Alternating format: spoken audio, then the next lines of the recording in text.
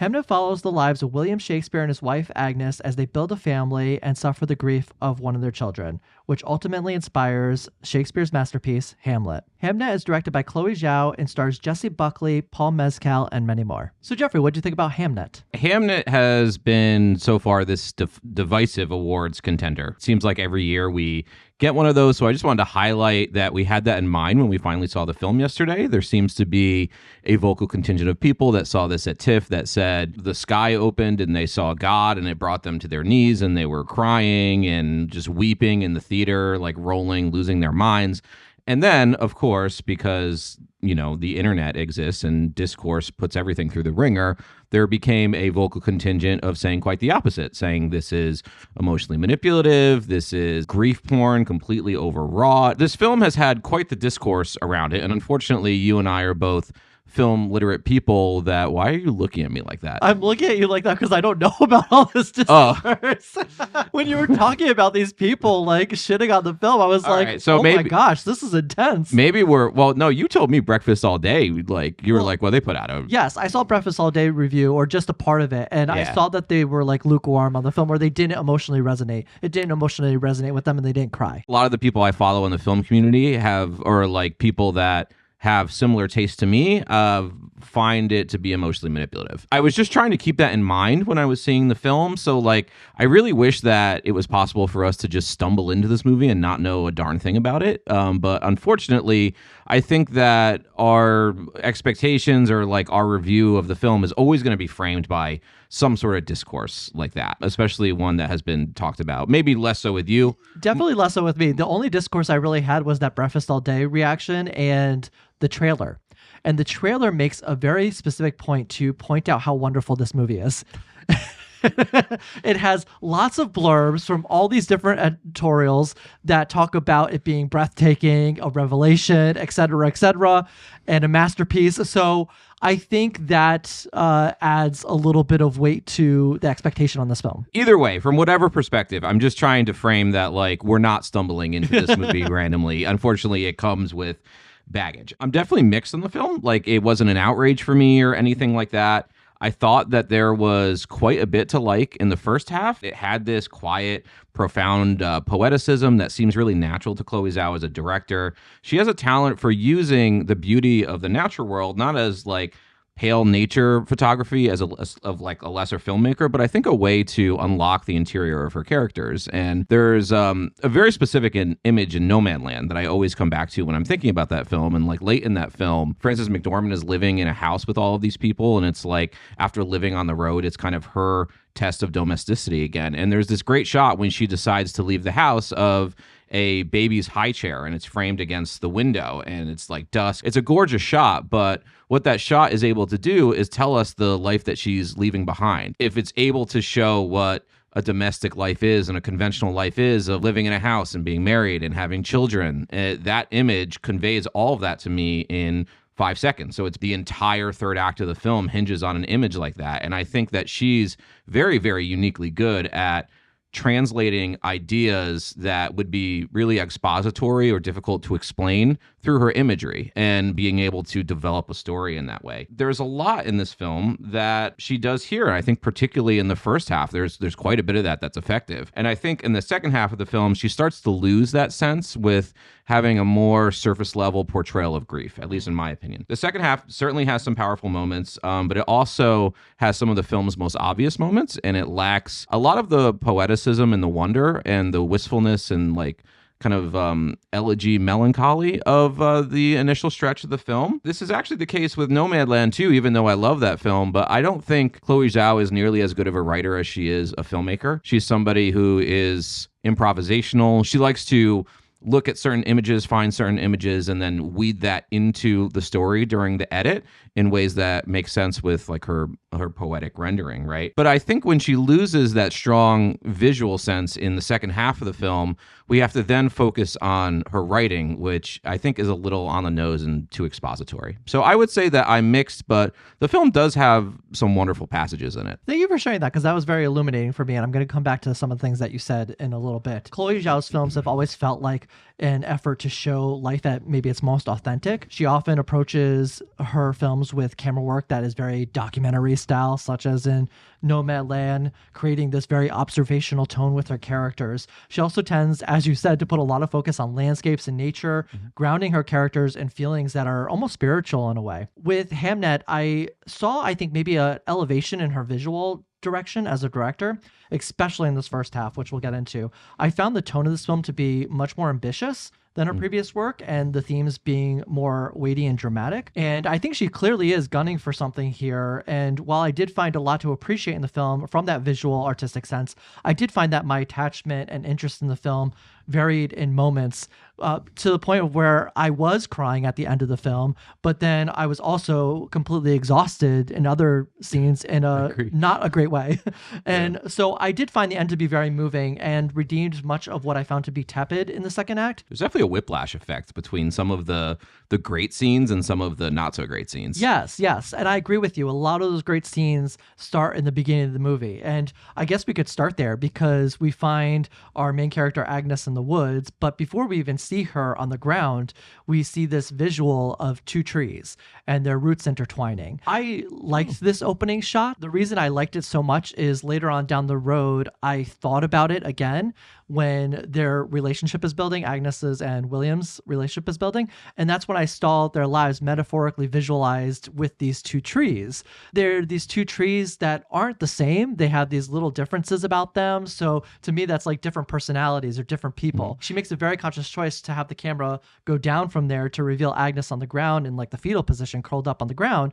But in between that shot moving from the top of the trees down, we see all the roots intertwining.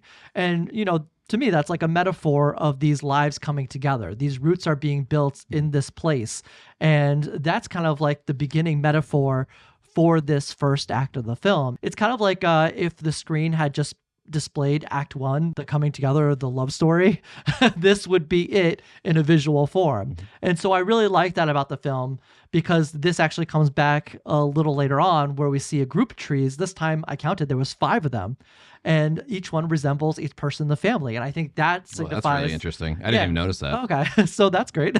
That signifies the start of a new act to me, that, oh, now we're getting into the meat of the family here. I really like that visual sense that she brings to this film, and she does that in so many ways here, whether it's the trees, or she has a bunch of moments with this hawk that Agnes has trained and she's feeding, but the hawk comes back and forth in and out of the story occasionally. So there's a lot of connection to the earth, connection to nature, and she really grounds her characters in that connection. Yeah, that's a really good explanation of like what she is so uniquely good at as a filmmaker, conveying ideas through that imagery. It's a film that has like a touch of magical realism to it, which is kind of interesting. There's this mystical, otherworldly quality to it that I thought was a really unique take on what could have been a really run-of-the-mill period grief drama.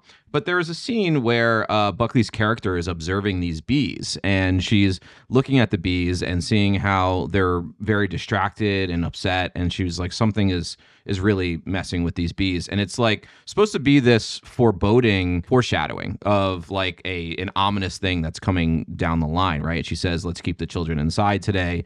And the soundtrack changes a little bit to become a bit more darker, something otherworldly or mystical that is at the surface of the film that's informing what's going on. There's also a really pivotal and interesting scene where 2 twins are together and one of the twins sees death standing there, and they never show you death, but it's literalized in a way that is interesting because it's played pretty straight, like he's actually seeing death. And it reminded me in some ways of Shakespeare's plays, because Shakespeare's plays always have, like, he was almost like the inventor of, is this person really seeing a ghost, or like, is this person going mad? Yeah. And the tragedy of Macbeth was they did that so well in that film as well. It reoccurs through so many of his plays. Like there's his fixation on madness versus like supernatural occurrences is something that he's obsessed with throughout his writing. Made me connect it with that slightly, although there's really not much to indicate that the child is mad.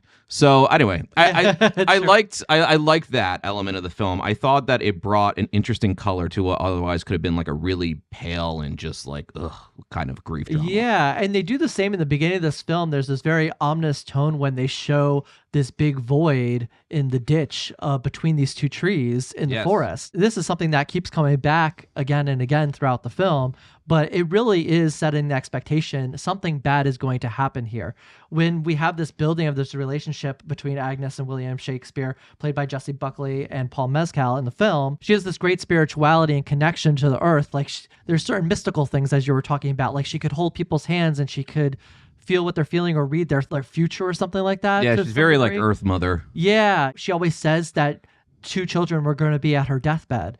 So we're setting this ominous tone, especially when the twins arrive, and now there's three children. That one of these kids is not going to make it. But if you've seen the trailer and you see the plot to the film, like we already know, Hamnet's the one that dies. So Yeah. it's not really a secret, and it's not really a spoiler at all. Yeah, And their marketing of this movie was bad, actually, in a lot of ways. We did talk about this. There's this big Twitter controversy because they quoted the rolling tape and kind of misquoted them in a way where they said, not only is this one of the best movies of the year, it's one of the best movies of all time, and they put that on their poster. But the person didn't exactly say that. It was kind of a tweet taken out of context. Oh. But anyway, talk about setting Wow, there's expectations. a lot of drama happening. There's a with lot this. of drama with this movie. didn't Talk know. about taking a tweet out of context that having like some really high expectations for this movie. But anyway, sorry, got you totally off course there, but I just Really wanted to did. mention that. Okay, so Yeah. let's get back to Jessie Buckley as Agnes. Yes. Let's go into our characters. Yes. Because for all that this film has going on, either good or bad, I thought she was absolutely brilliant in the film. I think it's just the sheer range of emotions that she has to express throughout this film that make this performance so great. She has to express love, heartbreak, resentment. There's these looks of sheer pain during her two birthing sequences. You can see this immense stress that she's putting on her body as an actor. There's looks of exhaustion, panic, longing, grief. I could really go on and on here, but you really get this feeling in every moment from her so realistically. And I think that's what makes her so great in the film. I think it's a very good performance. I did find her character to be almost criminally underwritten in some places. We were talking about this like Earth Mother shaman in the earlier stretch, but after the tragedy, the film really takes another direction. And in my opinion, she becomes like this surface level parrot for grief. Yeah. And she keeps accusing William of not being there. They have these really overwrought scenes. She's screaming as he holds her. And to me, it really strikes me as overcompensating for writing that's not great in those scenes. Now, by comparison, I actually think the second half of the film is really generous to Paul Mescal's character, and it gives him considerable dimension. And that's really why I take issue with why the film doesn't do the same with Jessie Buckley's character. I think there is some stuff, probably like in the last 15 minutes or so, that's pretty subtle, but from the hour mark to the hour 45-minute mark, that she's like, there's not a lot of development going on there, and I really would have liked them give her character more of a due. I agree, but I also agree on Paul Mescal's front as well. For him as a character, I feel like in the second half of the film they relegate him to just showing clips of him in London just to show that he keeps going away. They kind of build this story where he's not capable of saying things in the moment or expressing how he feels, and they start this very well in the beginning of the movie where he doesn't really know how to tell her he loves her, so he kind of runs away and he goes and writes something and then comes back and reads it from a paper. I thought that was great characterization, and that does come back later on in the film where again he can't really express what he feels. And she's the one to say, we have to send him to London. He needs to get away. I don't really agree. In the second half of the film, at least, I think that he has a couple of scenes that I think are given a lot of dimension. So, for instance, there's this scene where he's directing a scene from Hamlet, and the scene is the characters in the background. He's in the foreground while he's pacing back and forth, listening to them, and he keeps saying, like, again, like you're getting... One of the best scenes of the movie. It's one of the best scenes in the movie, but one of the reasons is he's clearly displacing his grief on those two actors, and I feel like that's a scene that's multidimensional. There's a lot going on in it, whereas a lot of like Buckley scenes seem more like her just kind of like wailing at a kitchen table. When you put it like that, it sounds... Ugh. Yeah, her performance is good for the character, but I just think that they really didn't give her a lot of dimension. And then that scene is followed by Paul Mescal standing on the ocean front, and he starts reciting To Be or Not to Be from Hamlet. And that is one of the most widely known and popular monologues in English literature. In my opinion, I've heard that monologue so many times that to deliver that monologue is talk about having baggage as something. And he's able to give it such dimension because it's recontextualized within the story that he's now grieving his son and giving that monologue instead of what that monologue to me for the rest of my life has always meant in Hamlet. Not only do they have a lot of dimension, but they convey a lot of interesting subtext in a very short amount of time, which they just don't do with Jessie Buckley's character. Okay, I agree with all that on a singular front. I think what I was referring to more specifically is the relationship. I think the relationship loses all dimension. And I think some of that is purposeful because there is this divide between them after the passing of their son. And there is no connection. There is no communication. It's not working. So you're going to feel disconnect, but there's no dimension to that disconnect. It's Totally. just, it's exactly 100%. as you said. It's her wailing. It's her saying that he wasn't there and he wasn't present. And she repeats that like 4 million times in different scenes. Constantly. Yeah.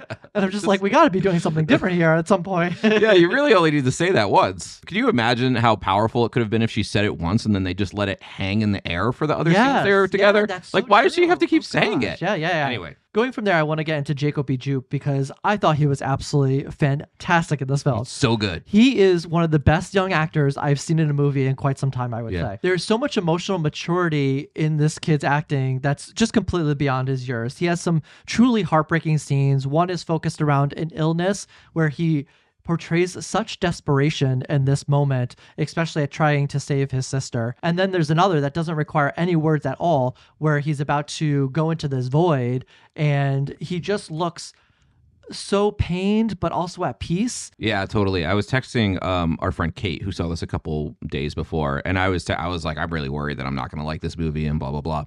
And she was like, it was okay. And then like 5 minutes went by and then she was like, actually great child acting though. Like it just occurred to her like, whoa, he is every bit as good as Jessie Buckley and Paul Mescal, which is wild. Yeah, very, very good. Lastly, I do want to just mention Emma Watson quickly as Mary Shakespeare. She plays the mother, William's mother in the film. And a lot of her characterization is based upon her reactions and communication with others. So she doesn't really have much of her own story going on in here. We kind of have to infer a lot from how she deals with other people. But I really did like her evolution in the film. I agree. At first, she's this hating mother that does not want Agnes anywhere around her son. She thinks she's a witch, or she. Oh yeah, I forgot about the witch thing plays into this, like the mythical. Yeah, I don't know if this is a good time to talk about this, but like I did have a little thing on. I don't like the relationships that both characters have with their parents. Like I find it really boring. Oh yeah, like yeah. from a characterization level. So like Paul Mescal's dad is like, your hands are You're soft. worthless. You're useless. you're useless because you know all those books and you Yeah. can't make leather like I can make. And I'm just like, okay. And then it's her stepmother, but her family is more like, you're a weird witch lady and you go out into the out to the forest. Why are you always in the forest being weird? And I was like, it's terrible characterization, just awful. It's like very Disney-fied, but in a real way. Yeah, and the movie got way better after that, but it starts that way, and I'm just like, oh god. But anyway, that's an example of things that don't really work in the film. But anyway, She hates Agnes at the beginning, but then I see this evolution kind of under the surface. It's very subtle, but during the sequences of Agnes' second birth with the twins, you could see that she's there and she's caring and she's trying to be helpful and she's grief-stricken when she thinks one of the children has died in childbirth. And then in the secondary sequence during the illness of the children, she's right there by Agnes's side and she's trying to help her and aid her in any way that she can. And she feels this pain as a mother. So I think she really connects to her in this way. well, I agree with you, and honestly, I hadn't thought about that before you mentioned it, but I think that's it's like a really delicate characterization that's happening in the background that is not a sudden change. It's not as if there's one scene and now suddenly she's, widely supportive of Agnes, but it's something that in the background of the film, she's slowly changing. And that is really delicate direction. So good call. Oh, so that reminds me, going from here, I'd love to talk about Chloé Zhao's visual sense in this film, because I talked about it being elevated earlier in this review. And I thought she just put a lot more serious thought into her framing in this movie. I love that she uses a lot of these centering wides in the film that really shows off these characters front and center. And she does this both wides and close-ups. And I just find that this filming style really aids in the emotional weight of our characters and expresses a lot of the landscapes that they inhabit. We see the town, we see the forest, we see the theater in the end of the movie. She absolutely loves her symmetry in this film. Yeah, you like symmetry. I love symmetry. For all that the script may be lacking in this film, I really do think that her visual sense is on point. I think that everything else we have to talk about is probably in spoilers, right? Yeah, I'm Okay. ready to go to spoilers. I do think there isn't much that we can spoil in this film, considering. Yeah, it's all in the trailer. It's all in the trailer. So pretty much, I mean, the end of the film is this play. Agnes is so mad that she goes to London to see her husband's play. And she won't shut up. It's like the scene in Scary Movie with who she's just like shouting during the movie. I'm like, girl, be quiet. It's funny actually how none of the other people in the audience are really reacting as much to it. I know it really took me out of the movie. And I understand what it's doing and what its intention is, but I'm just like, girl, you're watching a play. Be quiet. Anyways, this moment kind of gets into my struggle with Shakespeare. And it's not that I have anything against Shakespeare. I think there's a lot of things that I love, as we talked about briefly before. I really like the tragedy of Macbeth, how that was filmed. So I'm not somebody who's just gonna like hate on Shakespeare, but there is, and I've talked about this in the channel before, there is a specific type of vernacular that's used in his writing and the way he speaks and his characters speak that just makes me feel separated emotionally from the content. By the time I can sit and understand one line of Shakespeare, we're already like 10 lines down the road. So it doesn't really give me the opportunity to understand. While that ends up being a weakness in the scene for me personally, because I don't connect with it, Chloe's visual sense, I think, really redeems this moment towards the end of the film, because everything that this film was trying to express in its words in which I couldn't connect with, I was able to connect with by the end because of this visual sense that she has. And I really felt this emotional weight just creep on me in a way that I did not expect. This mostly happened when Hamlet, the character in the play, sort of playing Hamnet, the son, is when I felt this emotional weight creep up on me. It's when he starts to die on the stage, and then he reaches out his hand and she reaches out her hand, and they embrace, and then the whole audience gets in on that. And that was just very emotionally overwhelming for me, I do admit. Yeah, you had some tears, right? Yeah. I know Breakfast All Day didn't get emotional over this scene, but I did. I felt it. I definitely didn't cry. I wish I cried more during movies. It seems to be happening less and less. Actually, the only movie this year that made me cry was 28 Years Later, and I cried both times. And that's kind of weird, but... No, that movie is so touching. No, I know it's it's a touching, lovely film. but it's the way that he... cremates her and then puts her skull up on the skulls. I know it's nice. But that's the kind of thing. That's the kind of thing that touches me. I get really touched by people being healed. So this is actually something that's more in my wheelhouse, like Hamnet.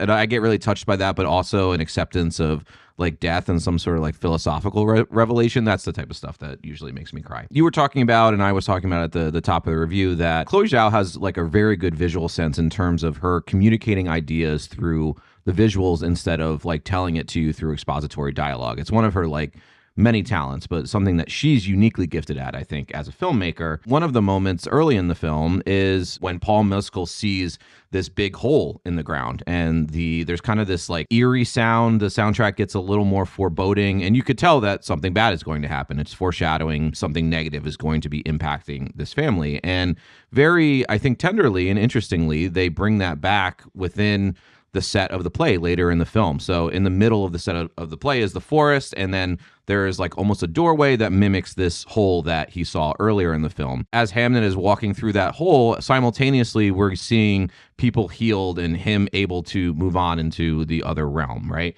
And I really like that, because I think that it has this smart transition of going from a symbol that's ominous to peaceful. That's really smart and touching. There's also probably my favorite scene in the movie is when the hawk passes away. She tells her children that if they want to give a message to the hawk, that to blow like a little wish through their hands, to blow a wish into their hands and then look up into the sky, and whatever message or wish you have for the hawk, he'll carry it over into the other side, which is a really touching scene. Hamnet is kind of in this like otherworldly realm. It's almost like a purgatory, and he sees the hawk, like he does that, and he sees the hawk up above him. So I thought that was really beautiful, and I like how it comes back at pivotal points in the film. I completely agree. I really loved that moment. I loved how it tied to the hawk earlier. What I did not feel was the reconnection between husband and wife, between Agnes and William. And I think the film makes an attempt to make this connection happen again by calling back to earlier in the film where she does this thing where she looks over to him and she's like, look at me.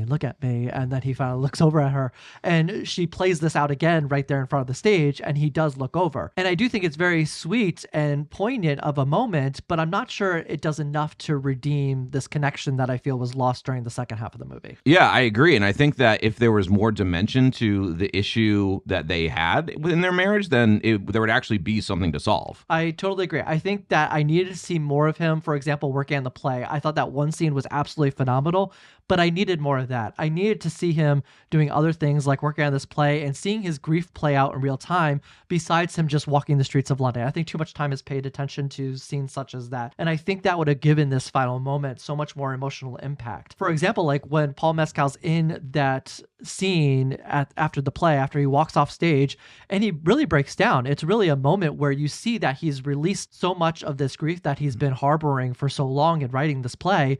But I needed to see this type of grief play out throughout the film so that this moment would have landed more, because I see him there and I feel his emotional weight, but I have nothing to really attribute to earlier in the film. And that's what I really needed to see more of. Yeah, I agree with that. I do think that the actors are so good that they're able to sell these moments even when the writing is failing them. This isn't a huge deal, but I did want to mention that I'm not some Shakespeare scholar or anything, but I was an English major, and when you're an English major, you have to take like a full course on Shakespeare that lasts an entire semester. So, and of course, Shakespeare is the references and his influence on literature is all over like the canon. So in that way, I've interacted with a lot of different Shakespeare in various forms. I will say that I think the core idea of this film, where he's writing Hamlet to overcome his grief of his son who died, is a pretty tenuous connection, I'll be honest. I really don't see that in the play. Like, Hamlet is certainly a story about grief,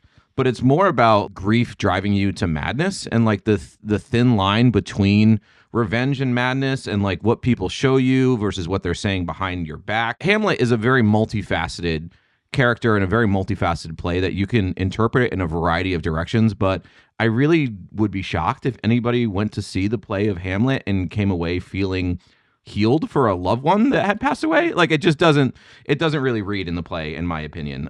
It seems like more of an interpretation. It seems like this book is more of an interpretation of the play. No, I don't even think so. I think I think the movie actually hinges on you not having read Hamlet. Because basically what it's doing is it's taking two isolated scenes that it's recontextualizing and then just taking out the rest of the play that has nothing to do with what is going on. So like a reimagination? No, not even that. No, maybe I'm being harsh here, but I really don't see like the connection of overcoming grief with Hamlet. Shakespeare plays are always about death. Death is all over Shakespeare plays, but the way in which he's exploring it in Hamlet doesn't have much to do with healing.